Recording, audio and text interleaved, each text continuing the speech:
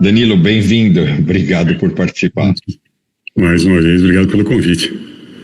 Para quem está aí acompanhando ao vivo, especialmente para quem vai acompanhar a gravação depois, para quem está ao vivo, mandem todas as perguntas, a gente vai tentar responder todas elas. Para quem não está ao vivo, mesmo depois, se vocês quiserem, deixem perguntas nos comentários, que a gente vai procurar também responder todas, ou talvez aquelas que a gente julgue que são mais complexas ou que merecem talvez um áudio, uma coisa assim. Eu vou gravar stories e de repente gravo com o Danilo e a gente esclarece tudo isso.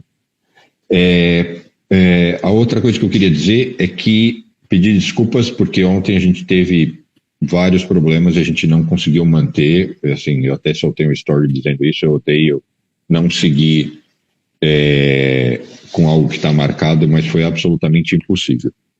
E por último, antes da gente mandar a bala, é a primeira vez que a gente está fazendo uma live no Instagram com duas pessoas em lugares diferentes, compartilhando tela, trazendo dados, então assim, trouxe uma complexidade tecnológica que a gente não estava habituado e a gente teve que instalar aplicativos e softwares e tudo mais. Mas bom, então vamos lá. Danilo, o que eu acho que o pessoal está esperando é entender, porque as chamadas foram assim, né? Entender o seguinte, é hora de comprar uma casa, não é, se é porque é ou porque não é. Então, só que antes de tudo, a gente tem que explicar o seguinte, nós não somos corretores, a gente não lida muito longe disso, a gente não constrói, não vende casa. Então, no fundo, vou te apresentar, e isso vai começar a dar base aí. Para quem também não estava acostumado a participar de vídeos comigo falando sobre economia, pouca gente dos seguidores atuais talvez saibam disso, mas eu sou economista e eu faço a gestão de fundos de investimento e a gente investe principalmente em títulos, dívidas públicas, em ações, em empresas privadas, então a gente faz private equity, e a gente também investe no setor imobiliário, em real estate. Mas hoje o papo, no fundo, não é correlacionado diretamente a real estate no sentido do investimento. Porque, e para cada uma dessas verticais que eu falei, eu tenho diversos parceiros, amigos, sócios comigo que me ajudam nessa gestão. E o que é o normal, né? Num banco de investimentos, numa asset, você sempre tem pessoas para diferentes áreas que elas acordam e dormem fazendo aquilo. E foi aí que eu conheci o Danilo há muitos anos atrás, e aí eu vou apresentar um pouco qual é a ligação do Danilo comigo e o que ele faz. O Danilo é um cara que nasceu no interior de São Paulo, fez engenharia na Poli, depois de algumas andanças foi trabalhar na McKinsey no Brasil. Para quem não está familiarizado, muita gente conhece a McKinsey, sabe que é uma empresa de consultoria, mas mais do que isso, a McKinsey é o emprego, é o objeto de desejo do cara que sai de uma universidade de primeira linha, tanto no Brasil, especialmente mundo afora, especialmente nos Estados Unidos. Dá o ranking lá de onde as pessoas querem trabalhar na McKinsey. Porque ganha muito bem. 2, porque você está envolvido em mega projetos, as principais empresas do mundo usam a McKinsey. Então, esses são os 2 principais motivos. O Danilo trabalhou então na McKinsey no Brasil, quantos anos, tudo, depois, de repente, se o papo permitir, ele conta isso, mas ele acabou decidindo fazer MBA em Colômbia, que está sempre entre as 5 principais, ranqueadas, sempre entre as 5 principais universidades em MBA para finanças e negócios. Saiu de lá e voltou para a McKinsey, mas não no Brasil, em Nova York, então, ou seja, projetos ainda maiores, responsabilidade maior, cargo mais alto. Ele odeia que eu fale isso, mas ele já estava fazendo salário de 7 figures. Vou traduzir para o pessoal o que é isso, né? 7 figures, mais de $1 milhão de salário. Você era ainda molecão, né? Quantos anos você tinha? 20? Quase, isso foi mais para frente. Não, chega nos 30 ali. Estava nos 30. E aí saiu de lá por uma proposta ainda melhor, foi para um mega fundo, saiu desse mega fundo, montou o dele, e aí explodiu, deu super certo, e hoje ele é tido como um dos principais caras de ações aqui em Wall Street. É um brasileiro, então às vezes a gente até se surpreende, né? A gente encontra brasileiros que são caras diferenciadíssimos em áreas que a gente nem imagina, né? Brasileiros que participaram no desenvolvimento da vacina contra o Covid. Então tem brasileiros sensacionais espalhados pelo mundo aí em posições que às vezes a gente até desconhece. E o papel e hoje o que o Danilo faz é ele presta consultoria, ele ajuda grandes fundos a saberem assim, qual que é a direita. Eles igual ele não gosta desses exemplos, mas é bem isso que acontece. O cara foi ministro da Fazenda, sai, ou foi presidente do Banco Central, sai, e aí os grandes fundos vão lá e falam, cara, vou te dar aqui $100 mil para você falar comigo um dia, para você me dizer o que vai acontecer, o que eu faço, qual é a sua visão. Então ele dá esse tipo de suporte para grandes investidores e megafundos, e ele tem fundos meus que a gestão é absoluta dele, ele é o gestor, e ele não é um cara que atende varejo, clientes, embora a gente vai falar sobre isso mais para o fim, que não é que ele não está aberto, mas ele atende grandes investidores qualificados e institucionais.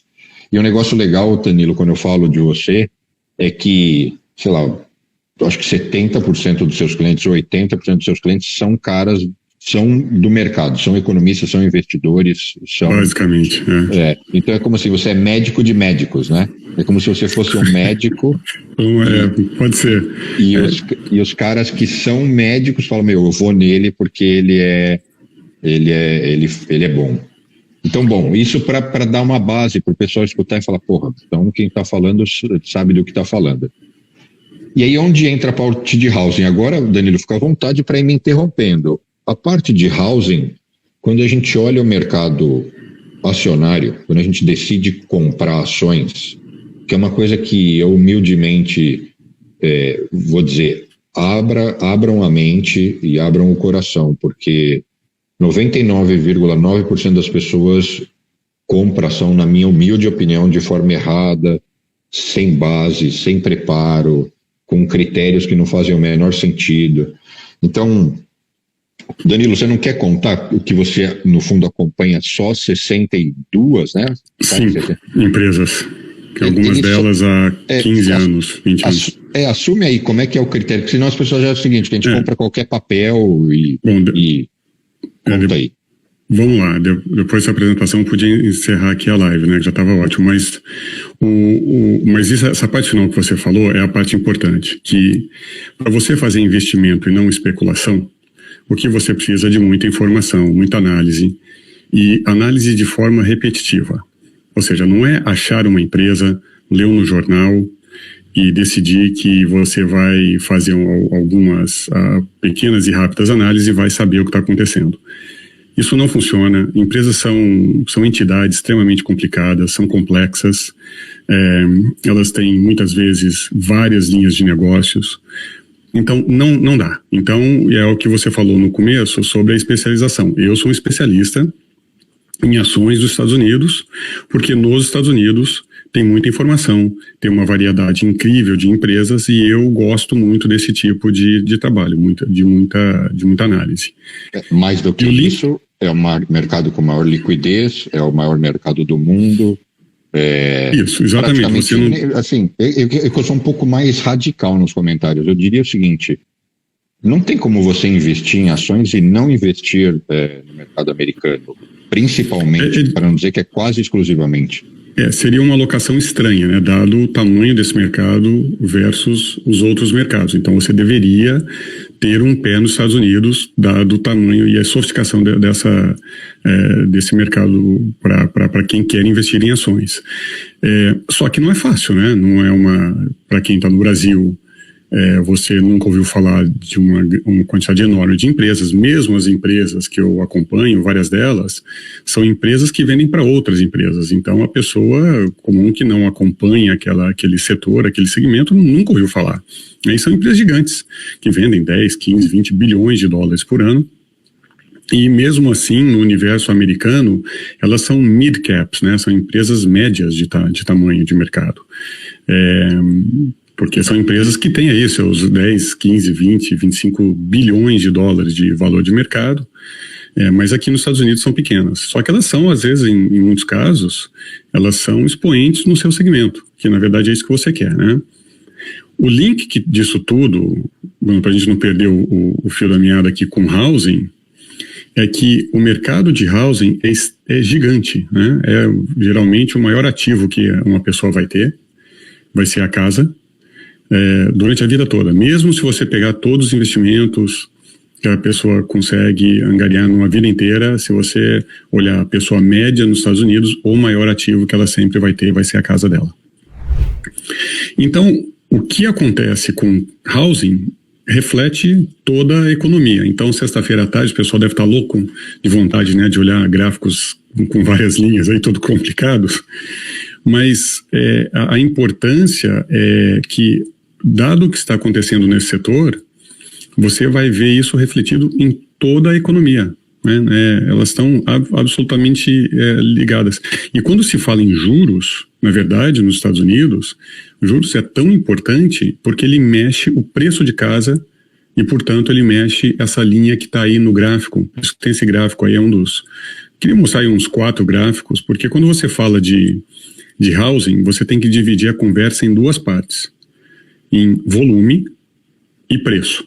São coisas diferentes, né? Uma coisa é você, às vezes, tem uma crise porque caiu muito o volume, e outra porque caiu muito o preço, ou as duas, né? Então, quando teve a mega crise de 2008, 2009 até 2011, os Estados Unidos produziu umas 500 mil casas por ano, e isso é 1/3 do que ele precisa. Ele precisa construir mais ou menos 1,5 milhão de casas, né? Então, esse gráfico que tem aí na tela, na parte de cima, de quem está assistindo, enfim, no YouTube eu acho que isso vai ficar maior, né? Acho que no celular vai ser meio desafiador para ver. Mas esse zigue-zague todo dessa linha, se você pegar essa linha vermelha, é o número anualizado em 12 meses de casas construídas nos Estados Unidos. A primeira coisa que uma pessoa vai notar, eu acho que vai surpreender muita gente, é a volatilidade disso. Eu posso falar, os Estados Unidos é um país desenvolvido, então as coisas não são estáveis. E eu acho que essa é a parte surpreendente. Na verdade, a resposta é não, né? Tem muito ruído, porque tem sempre muita coisa acontecendo. Então, por exemplo, você vê aqui para trás, lá nos anos 70, os oil shocks, que foram absurdamente impactantes na economia americana, geram um monte de inflação por causa do preço de petróleo, estava embutido em tudo. Tem uma crise aqui no final dos anos 80, os anos 90, que chama de Savings and Loan Crisis, SNL Crisis. Mais de 3 mil instituições quebraram, várias pessoas foram para a cadeia, foi horrível. Então, a construção de casas despenca naquele período. E aí, mais recente, a história mais recente que as pessoas estão acostumadas é o que aconteceu aqui desde então, da crise de 2008 e 2009. Então, formou-se uma bolha de número de casas construídas. Então, os Estados Unidos construiu mais de 2 milhões de casas anualizados, e aqui em alguns poucos meses aqui, quase chegando a 2,5. E aí veio a crise de 2008 e 2009. Que, enfim, para quem tem idade suficiente para se lembrar disso, foi uma crise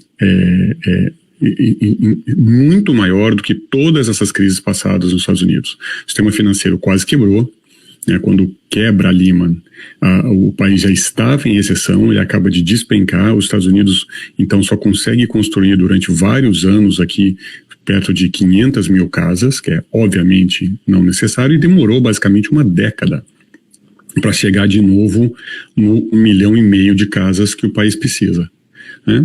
Bom, para, obviamente, complicar a situação, a gente teve uma pandemia, que A pandemia, isso é interessante que em número de casas que as pessoas foram construídas nos Estados Unidos, ela teve um aumento, teve uma corrida para a construção de casa, todo mundo quis mudar de apartamentos e cidades grandes e ir para o subúrbio, para casas maiores, isoladas, todo mundo com medo da pandemia.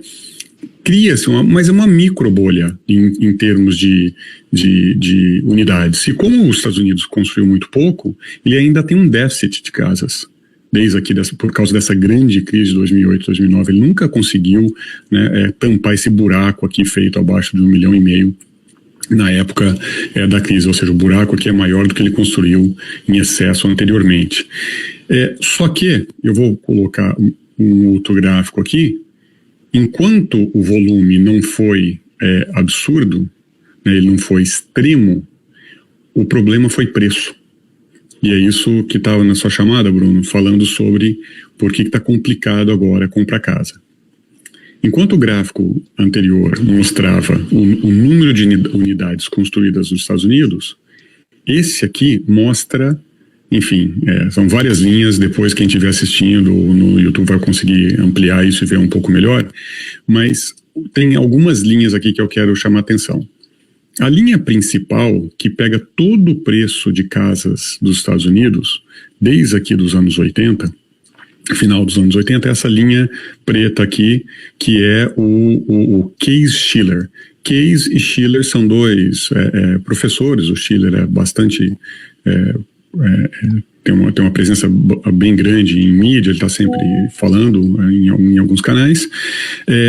Eles montaram esse índice, então lá no final dos anos 80, que tenta capturar o preço de venda da mesma casa. Então eles tentam acompanhar conforme as casas vão mudando de preço, eles tentam acompanhar isso. Então é um índice de inflação de preço de casa, né? Só que, então, teoricamente, você olhando só essa linha, eu falo, bom, mas aí está subindo, mas está subindo muito? Isso é pouco? O que eu gosto de fazer é pegar uma referência, por exemplo, como em 2000, onde está tudo no número 100, tanto, né, o preço de algumas regiões, mas o preço do médio das casas nos Estados Unidos, e comparar com essa linha que você vê aqui em roxo, que é uma linha que ela aumenta e cai com a inflação. Então você vê que ela aumenta um pouco mais rápido agora recentemente, por causa do aumento de inflação dos Estados Unidos. Esta linha, teoricamente, representa o custo de tudo na economia, inclusive, talvez, salários das pessoas, o quanto elas estão ali recebendo. Então, o que acontece?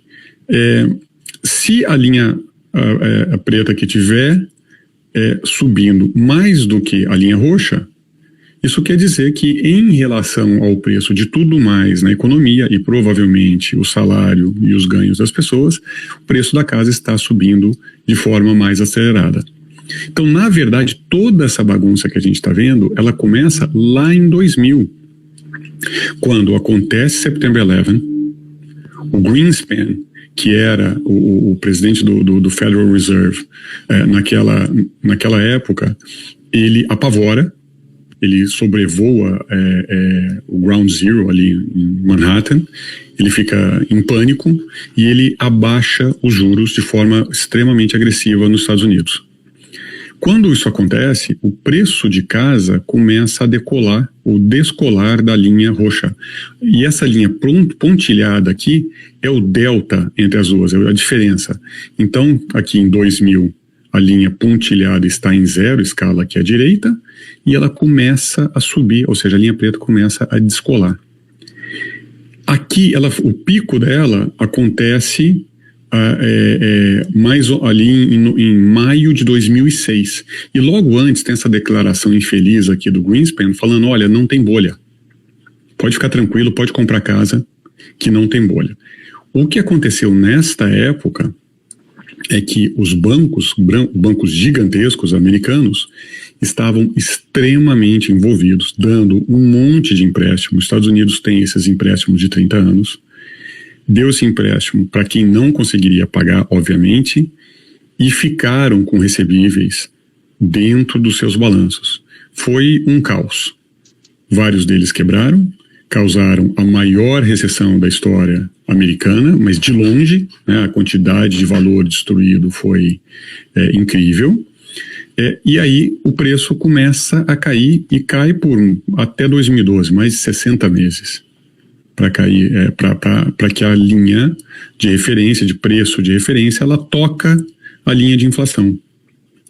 Nesse momento, na minha opinião, o Banco Central tinha que ter normalizado os juros, porque as pessoas compram casas financiadas e, obviamente, o valor total que você vai pagar não só reflete o preço da casa, mas os juros que você está pagando no seu mortgage. E aqui, nesta época, o preço de casa começa a descolar de novo da linha de inflação. Em 2012 já estava muito claro que já a mega crise já tinha passado, mas alguém podia ainda fazer um seguinte argumento, falar, olha, eu não vou aumentar juros ainda, porque eu quero que ela aumente um pouco para que quem tiver underwater, né, ou seja, quem tiver com o preço da casa abaixo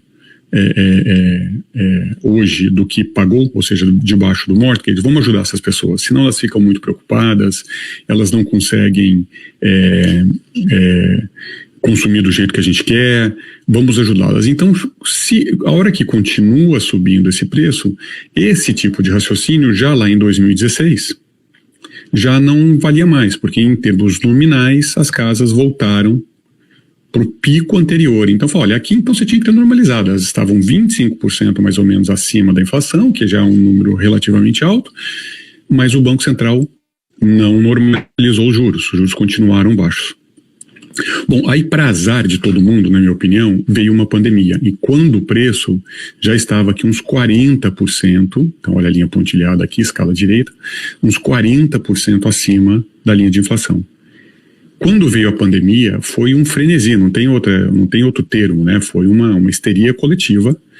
E o preço das casas, elas chegam aqui no pico, ali em junho, mais ou menos, de 2022, ou seja, no verão passado, né, a 80% da linha de inflação, ou seja, a linha preta aqui, que é a média das casas americanas, ficou 80% acima dessa referência de inflação geral.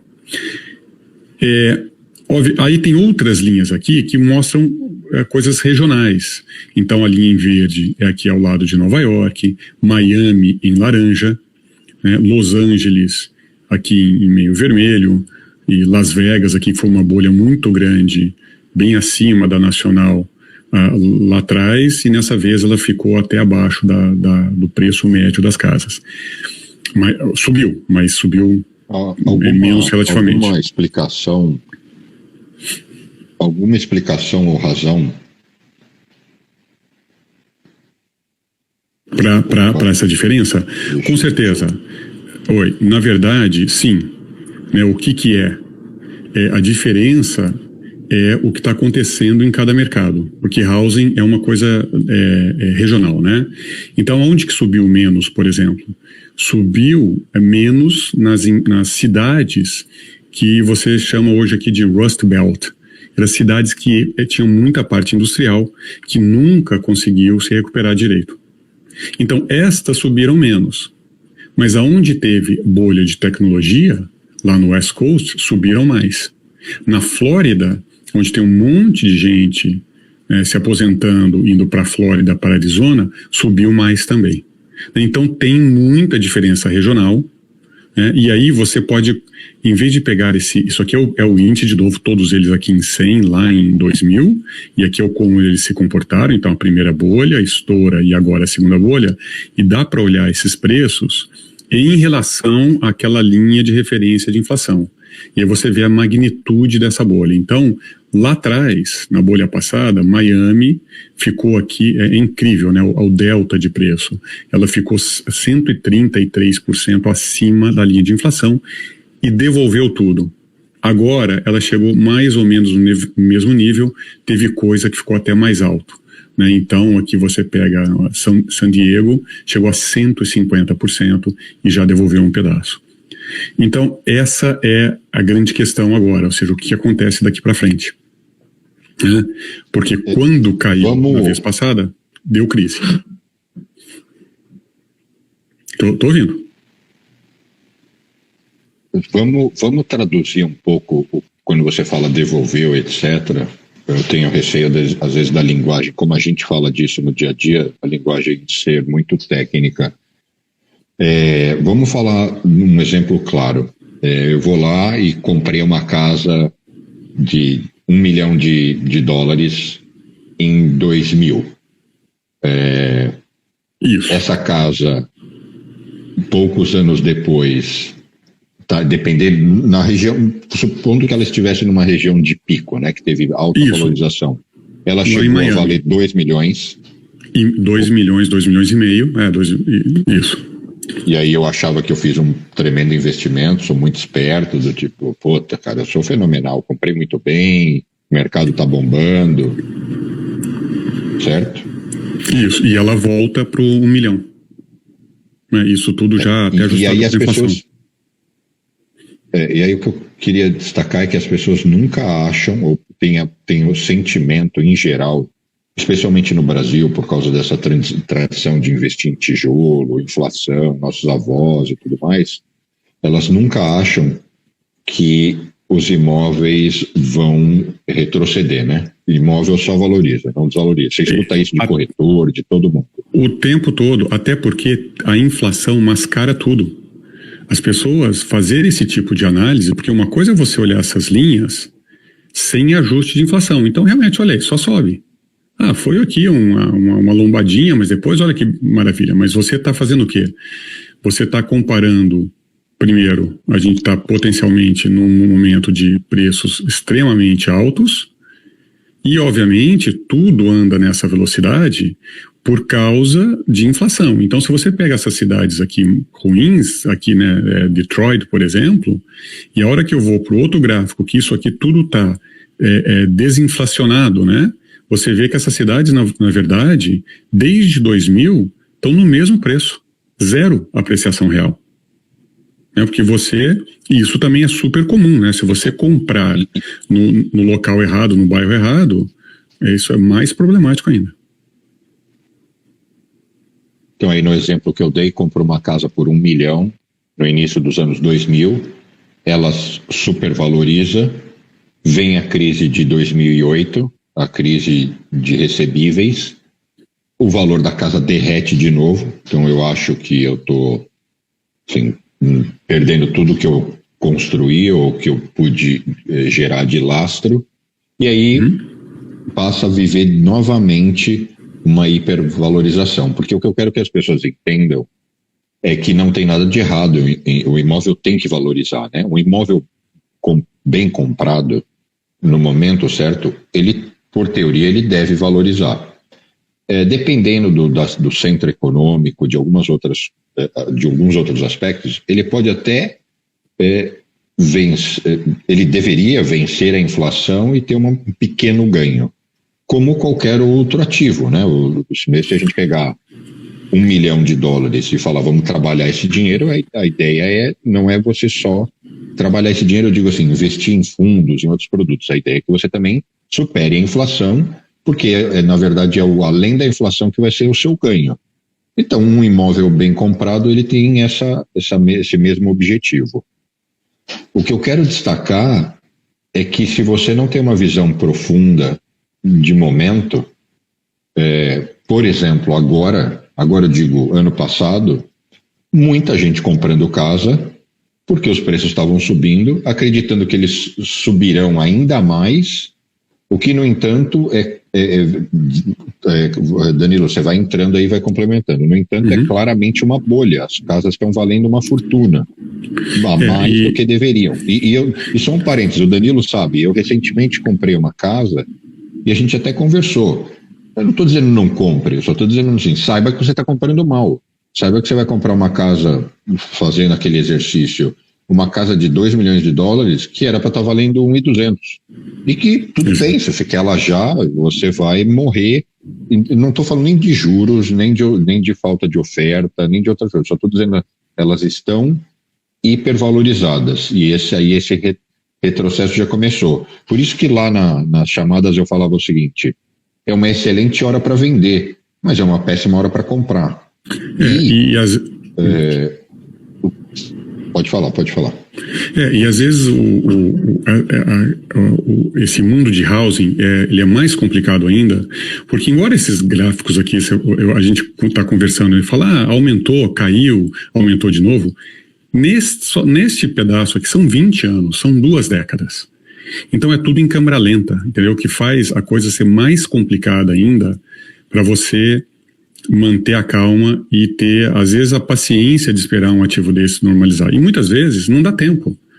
Porque se a pessoa tem uma família que está crescendo, as crianças cresceram, está num apartamento pequeno e a pessoa quer morar numa casa fora de uma grande cidade, que realmente, né, o sonho americano é fazer isso, essa pessoa muitas vezes ela não tem alternativa. Ela fala, bom, ou eu faço isso agora, ou eu tenho que esperar 5, 6, 7 anos, meus filhos já cresceram. Né? Saíram de 7 para 14, faz toda a diferença. Aquela primeira infância, ela fica perdida ali num apartamento pequeno porque você ficou esperando a casa voltar para um preço razoável. Então, muitas vezes não dá. Às vezes a pessoa ela muda de emprego. Né? Então, ela também tem que fazer o mesmo movimento. Então, nem sempre é uma opção. Ou seja, é diferente de você olhar para preço de ação. Casa é um ativo extremamente pessoal, né? Então, quando essas bolhas são formadas, eu acho que elas são de uma crueldade incrível, porque elas acabam fazendo uma transferência enorme, e geralmente de valor, e geralmente é uma transferência para uma pessoa mais jovem para uma pessoa mais velha, porque, na média, as pessoas mais velhas estão vendendo as suas casas maiores e vão para um local menor para se aposentar, enquanto as famílias mais novas precisam de mais espaço, precisam das casas onde estão as boas escolas nos Estados Unidos. Então, você está transferindo recursos da população mais nova para a população mais velha, em cima do que já é feito através de impostos. Se fizer uma dos episódios aí do Wall Street Cast foi justamente sobre tributação, e a gente falou sobre isso, né, sobre a quantidade de transferência que tem já nos Estados Unidos, na Europa, no Brasil também tem. Existe isso já é exacerbado. Então isso aqui só coloca, só reforça ainda mais essa transferência. E preço alto de casa, eu não vejo como que isso ajuda a ninguém, a não ser o vendedor, né? O que eu quero dizer com isso? A economia vai funcionar melhor com preço de casa muito alto? Eu acho que não, porque fica muito caro. Uma família nova, ela não tem ainda muitos recursos, e aquilo pesa demais no dia a dia da pessoa, no dia a dia daquela família, na capacidade que eles vão ter de guardar dinheiro para uma aposentadoria. Então, quando essas variações, esses números são gigantes, quando você fala de 100%, literalmente você pagou o dobro do que se não tivesse tido toda essa onda de redução forçada de juros, começando lá em 2000, que gerou uma mega crise, outra redução, e aí, por azar, uma pandemia. Isso não é bom para ninguém. O que seria muito bom é que as casas estivessem subindo de acordo com o salário das pessoas. Pode subir um pouco mais que a inflação, mas desde que acompanhe os salários, porque senão um dia não cabe, né, no budget de alguém. Então, olha, vai subir mais que a inflação? A não ser que os salários na região estejam subindo. Que é o que já vem acontecendo há alguns anos, talvez mais de uma década, em grandes centros comerciais, né? Morar aqui em Nova York se tornou um negócio insano, para não falar só dos Estados Unidos, não falar da Califórnia, que é um negócio conhecido, sai na mídia toda hora, como é difícil morar lá. Vamos falar de São Paulo.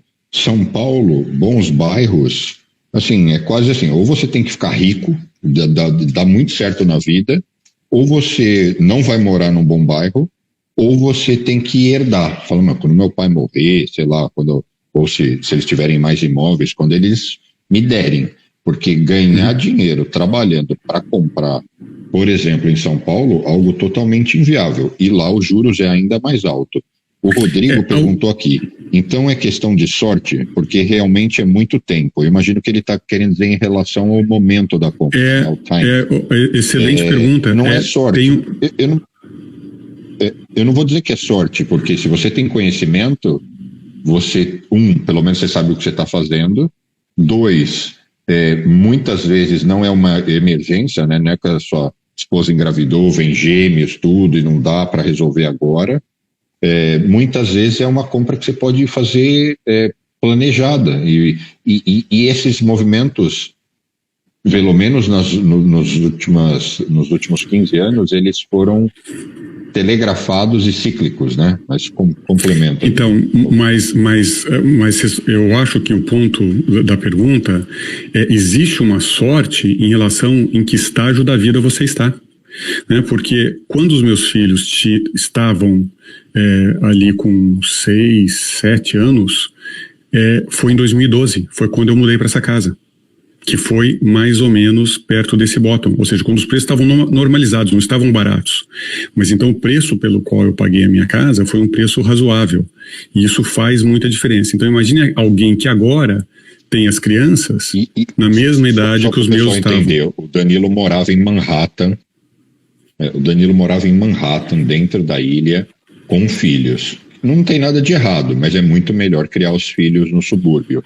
Tem muito mais espaço, as escolas são melhores. Enfim, exatamente. Você pode falar, então, Danilo, por que você quis mudar? Exatamente por isso, né? É um ambiente muito propício para você ter com famílias com crianças pequenas, as escolas são excelentes. 75%, 80% do imposto que eu pago aqui, predial, o IPTU que eu pago, vai para as escolas. Então, na verdade, esses bons subúrbios americanos são, na verdade, uma escola com um monte de casa ao redor. É isso que gere a vida do dia a dia. E se você tem a sua família naquele momento chegando numa certa idade, que apartamento fica pequeno e faz muito mais diferença vir para um subúrbio, onde eles vão ter acesso a essa escola, a espaço, enfim, e é aqui que eles vão formar suas amizades, que muitas vão levar para a vida, é uma coisa super importante, faz toda a diferença você estar aqui em 2000 versus 2006, 2007, versus 2012, versus 2020.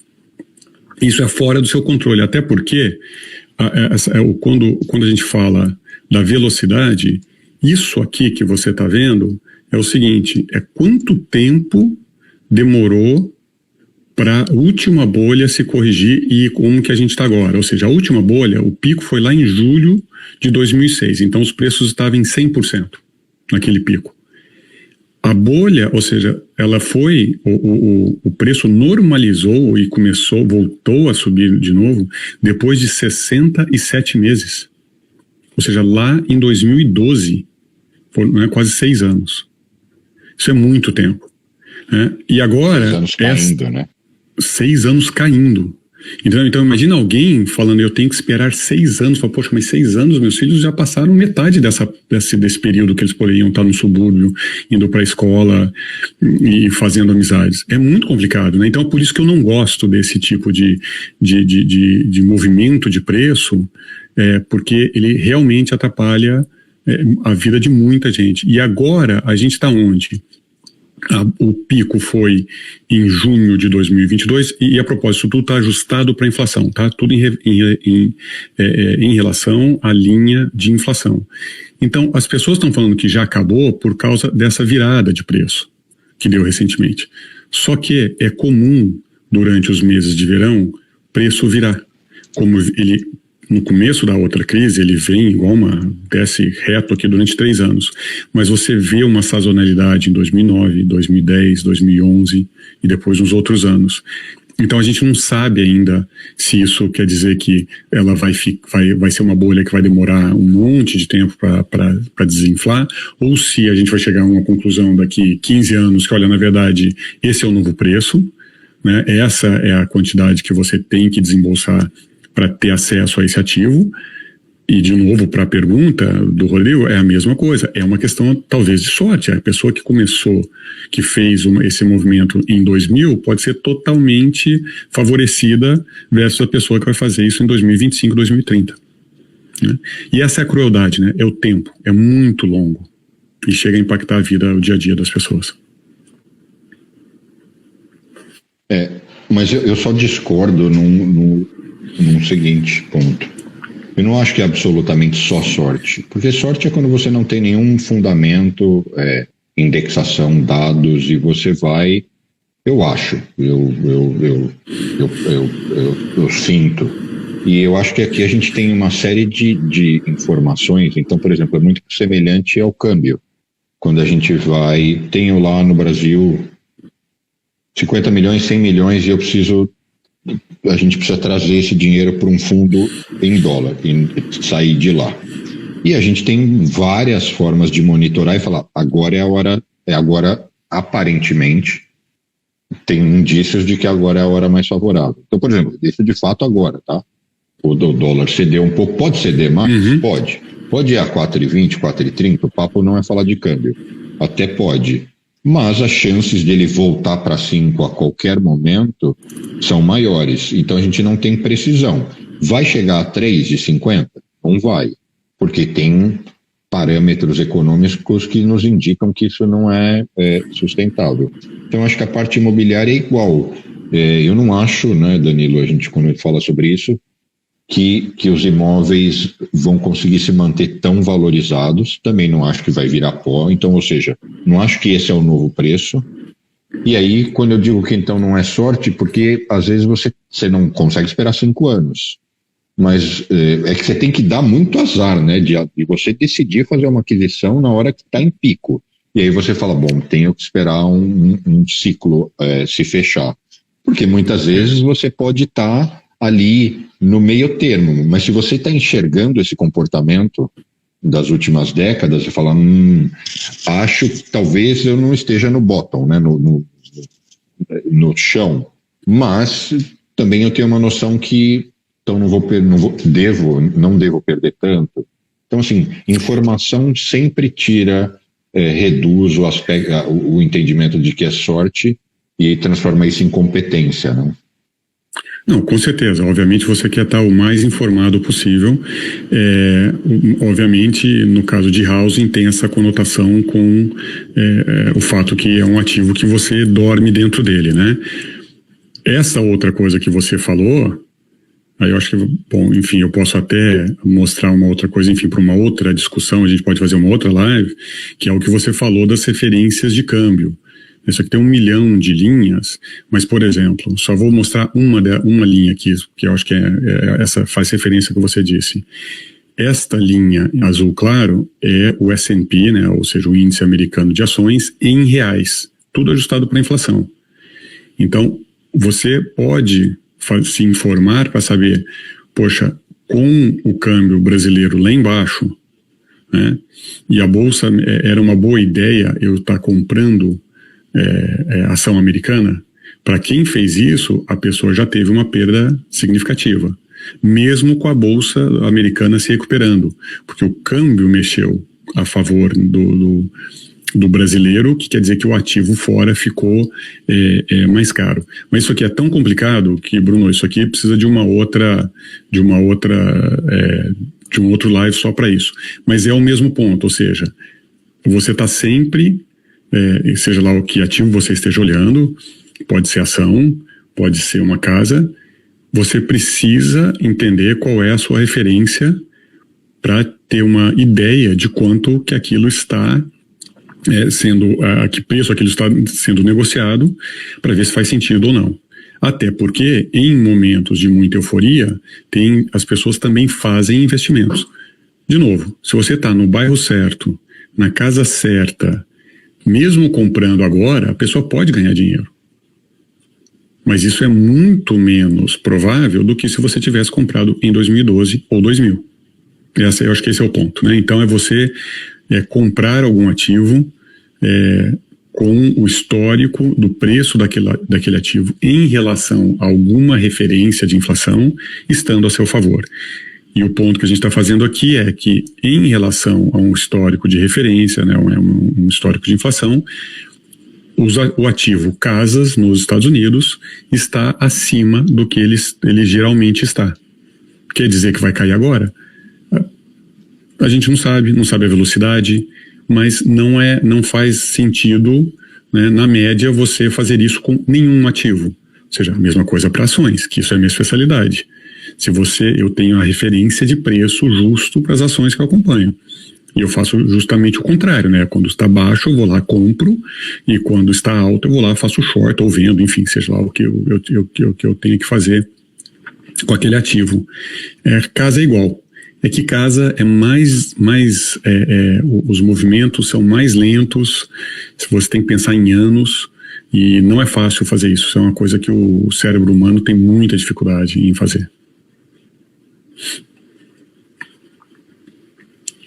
E agora, baseado nesse seu comentário, isso aí foi uma deixa para eu tentar trabalhar o seguinte assunto.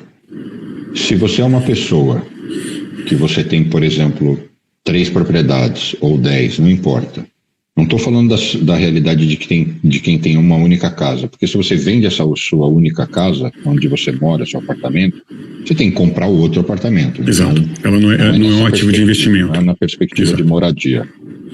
É na perspectiva de real estate, do mercado imobiliário como investimento. Você tem, então, outros 2 apartamentos, 10, e você não tem aquele modelo igual minha avó tinha, que ela comprava um apartamento e levou até o fim da vida, né? Comprava um hoje, outro amanhã, outro depois da manhã, e alugando tudo, aquela portuguesa típica que vai amealhando patrimônio. Não estamos falando disso, estamos falando daquele cara que investe do mesmo jeito que ele compra uma ação, ele quer comprar para que ela suba e depois ele quer realizar os ganhos. É um momento para vender. É um momento para vender e para ir para outro ativo. Talvez o momento ideal tenha sido até o ano passado, sim, mas ainda está bom, muito bom, porque o indício é que o valor deva depreciar.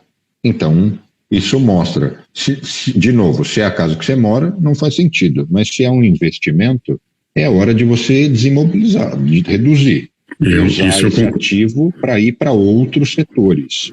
E aí é onde é uma discussão com gestores como nós, a gente discute, olha, agora vou falar um absurdo, tá? Agora é hora de comprar gado, que nem é a nossa área, nem a minha, nem a do Danilo. Agora é a área de, enfim, comprar ouro. Mas é a hora de mover os ativos e talvez quando bater lá num eventual bottom, que como, sabe, volta, por favor, Danilo, aquele slide quando ele passa da linha de inflação e quando ele desce, para ficar mais, para reforçar, né, para ratificar, para o pessoal entender bem isso. Esse era um, não sei se... aqui atualizou. Se você quiser destacar, se você tem a inflação e o valor dos ativos, de outros ativos como referência, e se você vê que o valor das casas está muito próximo, não só das casas, a gente está falando de housing, porque é onde tem mais dados, onde é muito fácil monitorar isso. Mas o mercado imobiliário, quando ele tem indícios de que ele está barato, assim como é a hora que a gente vai lá e compra tudo que é ação, né, com critério, etc., é a hora que daí eu acho que vale a pena voltar, eventualmente, se você tem expertise, se é o que você sabe fazer, etc., é a hora de você ir lá e mover ativos para essa área de novo. Então, aí, eu só estou falando tudo isso para ir tirando aquele sentimento de que é sorte, né? Não necessariamente. E às vezes, né, falando por nós, né, Danilo, não as suas movimentações do que você compra, shorteia, isso e aquilo, mas as movimentações de ativos nossos, eles são super lentos, né? Assim, possivelmente tem fundos meus com você que certamente eu não tenho menor sinal de que daqui 10, 15 anos eu ainda vou mexer nisso. Então, são movimentos de longo prazo. Isso é verdade, né? Ou seja, se você quer investir versus especular, você quer realmente fazer isso de forma lenta, metódica e processual, né? Ou seja, não tem como você, de novo, né, um dia abrir o jornal e falar, não, agora eu vou ler sobre esse segmento, estou ficando animado e fazer uma alocação. Isso é especulação, você está fazendo uma alocação basicamente às cegas. O que eu falo para as pessoas que querem investir, elas mesmas, falar, olha, então se especialize num ativo, entenda quais são os índices que estão disponíveis para você conseguir informações sobre aquele ativo, coloque uma referência para você saber se aquilo está subindo em relação ao quê. Então, por isso que eu faço essa linha de referência de inflação para comparar em relação a isto, que é o que o preço das casas formaram uma bolha aqui, ela foi corrigida literalmente para zero e depois houve uma ainda maior. Uma metade dela por causa da pandemia numa velocidade incrível, né? E usar essa informação de forma, aí, enfim, eu diria de forma lógica, de forma racional, que falar, olha, faz sentido preço de casa ter dobrado em relação à inflação em 10 anos? Qual foi essa razão? Por que isso deveria ser sustentável? E a gente sabe que nesse período todo, os juros esteve perto de zero. E as pessoas estavam financiando casas pagando 3,5% ao ano, 3,5%. Agora estão pagando mais de 7%. Isso faz toda a diferença no preço final desse ativo que a pessoa está comprando. E ora, aí você sabe que conforme o preço de um ativo aumenta, geralmente a demanda cai, né? As pessoas, então, vão ter dificuldade para conseguir comprar casa e o que você esperaria? Mais pressão em cima do preço. Então eu falo que na verdade o que tem nesse gráfico aqui não é nenhuma expectativa, é uma simulação. Olha, para o preço de casa voltar a tocar na linha de inflação, ele tem que cair aqui durante vários anos, né, para isso voltar, para que não caia de uma forma tão acelerada que seja catastrófico. Que eu não quero ver isso, porque o que isso aqui causou na economia americana, ninguém merece, né? Não é uma coisa que ninguém quer ver, não é esse tipo de crise, não ajuda ninguém. Mas se você é um investidor e tem ativos que tiveram esta valorização com esta velocidade em relação a uma linha de inflação, poxa, você tem que ter um argumento muito forte para falar, não, vai subir ainda mais. Pode ser, pode, enfim, eu não apostaria nessa direção. Alguns comentários complementares e encaminhando o papo para uma conclusão. A gente usou dados americanos porque eles são muito mais precisos e a gente tem mais domínio, e o Danilo, ele trabalha com dados daqui. Mas a gente tem sinais muito claros de que no Brasil o fenômeno é parecido, descontado algumas diferenças do tamanho da economia, da pujança e de outros aspectos. Mas ela tem sinais claros de que, por exemplo, alguns grandes centros como São Paulo têm essa hipervalorização, mais concentrado em alguns bairros, etc., mas existe. Esse é um ponto. O outro ponto vamos pegar a seguinte simulação para a gente fechar, Danilo. Uma família brasileira, porque o que aconteceu nos últimos anos? Um monte de brasileiro comprava casa em Orlando ou para passar as férias e enquanto ele não estava lá, ele alugava, mas ele fazia o mortgage, que é o financiamento. E o que eu quero dizer, muitos compraram no momento favorável, outros já compraram mais caro, mas muitos seguem comprando. Esse é o tipo de aquisição que não é a hora, certamente. Mas e aquela família que está mudando? Porque o número de famílias que têm imigrado, então os caras estão imigrando e precisam morar em algum lugar. Qual seria a resposta se eu e você fôssemos contratados para a gente dar um parecer, uma análise, e o cara nos perguntasse alugo ou compro? Ainda mais com os juros a 5 e tralalá. Qual seria a sua resposta? Olha, eu conheço uma pessoa que fez um movimento que seria o movimento mais lógico possível, mas tem que ter sangue de barata, né? Que é um amigo que fez Colômbia também comigo, morava aqui do lado de onde eu moro, e por razões pessoais quis mudar, oportunidade profissional, e mudou para a Flórida. Ele vendeu a casa dele aqui, está até hoje alugando. Ele mudou em 2021. Então já há 2 anos, ele tem obviamente o dinheiro para comprar uma casa, mas ele se recusa. Então, na verdade, esse é o tipo de passo racional, mas você tem que ter um sangue frio enorme, né, para fazer isso, porque a sua casa, de repente, ela sobe mais um pouco, a pessoa fica super tensa e não consegue executar esse plano. Essa pessoa está conseguindo, até agora, e tem acertado, né, porque, obviamente, o dinheiro que ele recebeu pela casa aqui, ele investiu, ganhou dinheiro, enfim. Então, esse dinheiro está trabalhando a favor dessa pessoa. Mas é muito difícil fazer isso. Tem que ter muita disciplina. Não é fácil. É difícil do ponto de vista emocional, né? Emocional, Totalmente. 2, competência para fazer a gestão ou se cercar das pessoas certas para gerir os recursos daquela casa nessa simulação que você fez, que é vendendo a casa. Mas imagina o seguinte, sua família mora em São Paulo, fala, estamos indo para a Flórida, não vou vender as nossas casas aqui, tenho dinheiro para comprar.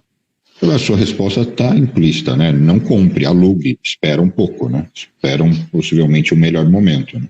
Eu recebi um e-mail hoje de um colega que a gente investe em algumas coisas parecidas, e a esposa, ela trabalha com real estate, e ela me mandou um relatório bem específico de um county da Flórida e mostrando queda de preço ano sobre ano, entendeu? Então, enfim, e se caiu 5% ao ano durante